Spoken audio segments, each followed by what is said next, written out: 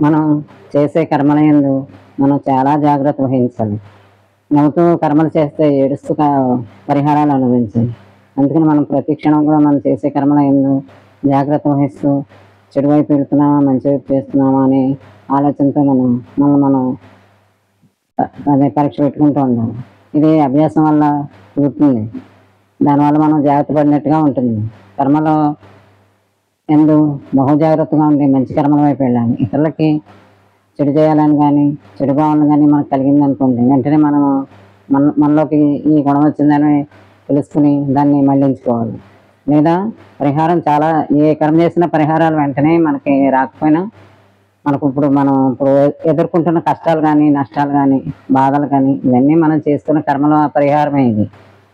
దీన్ని గుర్తెరిగి మనం ఇతరుల యందు చాలా వారికి చెడు భావనల వల్ల వాళ్ళకి కష్టాలు కలిగించాలని కానీ అశాంతి కలిగించడానికి కానీ మన ప్రయత్నాలు మానుకోవాలి. ఇది తెలియకుండా చేసేస్తాము. మనం ఏంటంటే మనసు అలా సంకల్పించేసి వెంటనే మన ప్రతిచర్యలు పూనుకుంటుంది. దాన్ని ఆపి ఆ మనసుని దాన్ని ఈ గుణం వచ్చిందని మనం తెలుసుకుని దాని నుంచి మనం వెనక్కి మళ్ళాలి. లేదంటే పరిహారాలు ఇలాగే చాలా కష్టంగా ఉంటాయి. పరిహారాలను మనం భరించలేము.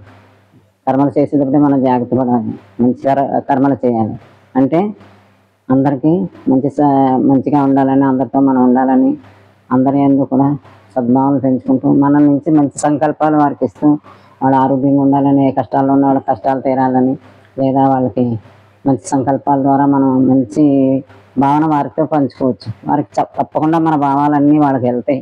ఈ వైబ్రేషన్లు అన్నీ వారికి చేరుతాయి. ఇది మనకు తెలియదు కానీ చాలా పెద్ద ప్రభావం ఉంటుంది. దీని అన్నీ మనం తెలుసుకుని మనల్ని మనం సంస్కరించుకుంటే మన గుణాలని మన ఆలోచనని అన్నీ సక్రమంగా పెట్టుకుంటే ఇది అసాధ్యమేమీ కాదు. మనం దిద్దుబాటు గుణం అన్నమాట. ఇలాంటి వాటిలో మనం రోజు అభ్యాసం వల్ల మంచి వైపు నడవాలి. మంచిని మనం సంకల్పించుకుంటూ మనల్ని మనం ఇతరుల యందు మనం ఏదైతే మనం ఎలాగ మనం కర్మల యందు కానీ దాని యందు కానీ మనం ఎలాంటి ప్రభావం చూపిస్తామో వాటి నుంచి మనం కూడా అయ్యే ప్రభావం మనకు వస్తుంది.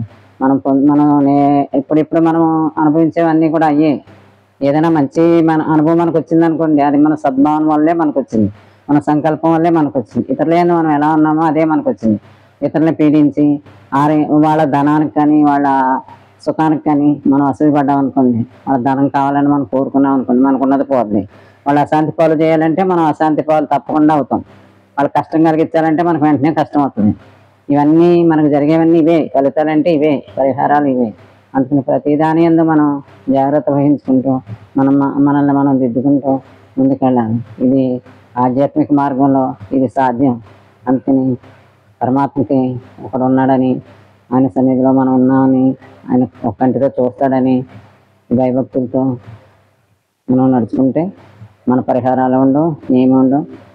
మనల్ని మనం ఎంతో చక్కగా ఉంచుకోవచ్చు. ఇతరులకి మనం ఆదర్శవంతంగా ఉండవచ్చు. సరేనా?